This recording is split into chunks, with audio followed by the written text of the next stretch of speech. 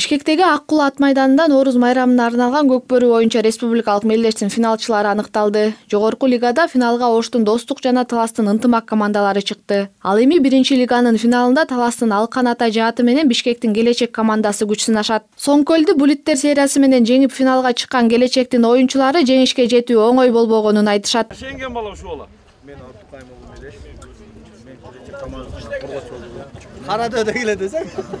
Бирей сен күйөрмандарга, жетекчилерге, биз колдоп баардыгына чоң рахмат айтам.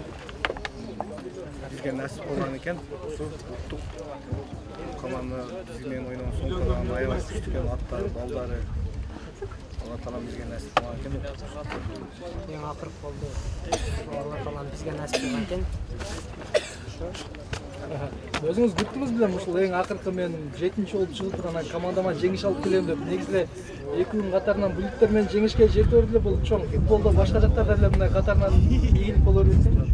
Командабыз ишенип менен чыгарган. Ишенич тактап, Кудай кааласа. Молодец.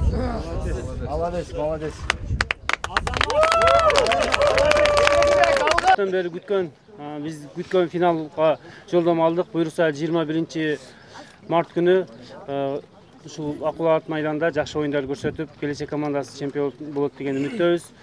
Бардык күйөрмандарыбыз ошол биздин финалдагы оюнга келип, бизди колдоп. Келечек командасы азыр Бишкек шаарынын атынан чыгат. Бул жерде биздин максатыбыз 7 областтын балдарын бириктирип, ошол жерде Бишкектин атын коргоп чыгытабыз.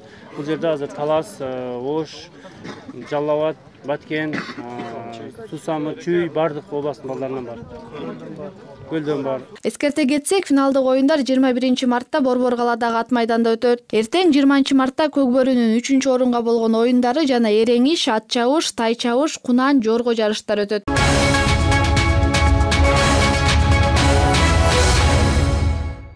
Кыргызстандык спортчулар Сауд Аравияда өтүп жаткан этно фестивалда 4 алтын утуп алды. Эр-Рияд шаарында өтүп жаткан Көчмөндөр ааламы фестивалынын алкагында өткөн аркан тартыш боюнча мелдеште 2 алтын байге жеңди. Таймаш жеке жана командалык жарышта өтүп, жеке жарышууда Конокбай Баркыжоков 1-чи орунду ээлеген. Ошондой эле 9 коргол боюнча турнирде спортчулар 2 алтын утту. Мырзалардын арасында Анарбек Жамакиев 1-чи болсо, кыз келиндер мелдешинде Айзада Бактыбекова жеңүүчү аталды. Айта кетсек, буга чейин Нурбек Кожобеков кыргыз күрөшү боюнча өткөн Таймашта жеңүүчү атыккан.